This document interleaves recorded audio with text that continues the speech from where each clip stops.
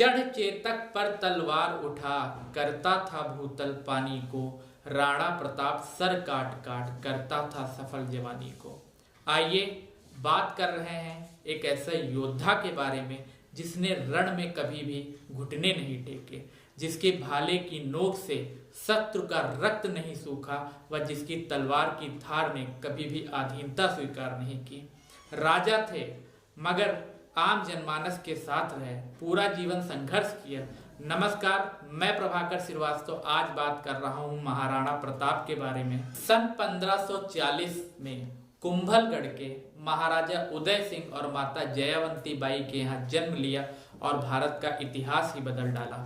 इनकी माता जयावंती बाई श्री कृष्ण की परम भक्त थी। बताते हैं कि इन्होंने कुंवर प्रताप की प्रारंभिक शिक्षा में ही इनको श्री कृष्ण व महाभारत की कलाओं का ज्ञान दिया। साथ ही साथ इनका परिचय बप्पा रावल व राणा सांगा के गौरवपूर्ण इतिहास से कराया। बचपन से ही इनकी प्रकृति एक निडर योद्धा, दृढ़ साहसी व संघर्षवादी योद्धा की तरह रही। बताते हैं अपनी छोटी सी उम्र में ही ये अफगानियों की बस्तियों पर हमला बोल दिया करते थे। वास्तविकता में नेतृत्व की क्षमता तो इनमें कूट कूट के भरी थी, तभी तो मुट्ठी भर भीलों का साथ लेकर एक ऐसी सेना का निर्माण कर डाला जिसने युद्ध में मुगलों को लोहे के चने चबवा दिए। 80,000 मुगलों की सेना के सामने अपने 15,000 सेना नायकों के साथ में युद्ध किया। जी हाँ, बात कर रहे हैं हल्दी घाटी की उस पीली मिट्टी की जो रक्त से लाल हो गई। कई पुस्तकों में बताया गया है कि ये अपने एक वार से दुश्मन को उसके घोड़े सहित चीर दिया करते थे।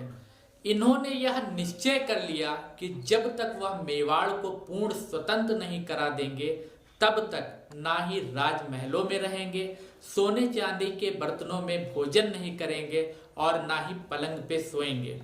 अपनी छापामार युद्ध नीति के चलते इन्होंने मेवाड़ को स्वतंत्र करा लिया और एक बार फिर से केसरिया ध्वज लहरा दिया।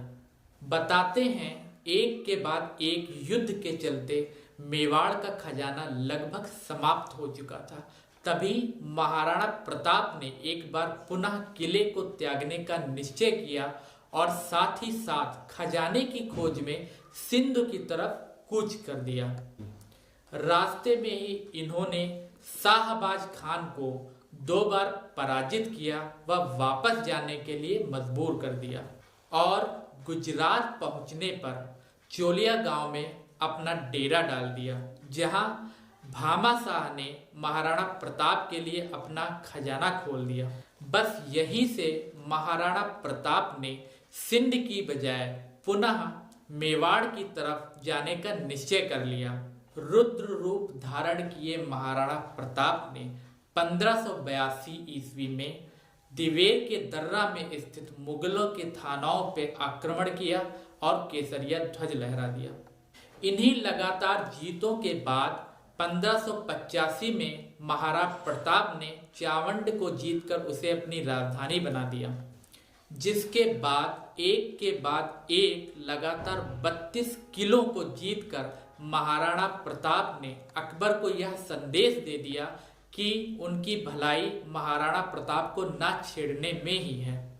19 जनवरी 1597 को महज 57 वर्ष की आयु में शेर का शिकार करते वक्त महाराणा प्रताप देवलोक सिधार गए।